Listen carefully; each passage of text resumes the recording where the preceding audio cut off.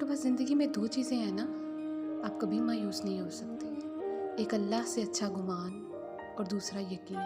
अल्लाह से अच्छा गुमान क्या है कि मेरे अल्लाह मुझसे मोहब्बत करते हैं। No matter how imperfect I am, अल्लाह सुब्हान ताला लव्स यू। और जैसे मेरी माँ मुझे तकलीफ़ में नहीं दे सकती ना, वो मेरे लिए अल्लाह जिन्होंने मुझे पैदा किया है, वो कैसे मुझे तकलीफ़ में देख सकते हैं।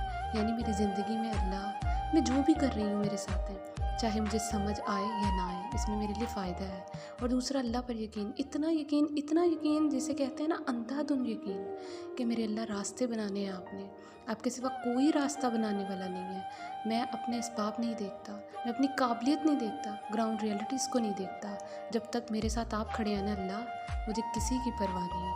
और आप मेरी मदद करेंगे, मुझे अंधेरों से निकालेंगे, आप मेरे लिए दरवाज़े खोलेंगे, अपने ख़ज़ानों को मेरे पाँव में डाल देंगे, क्योंकि आप अल्लाह हैं और मैं आपका बंदा हूँ।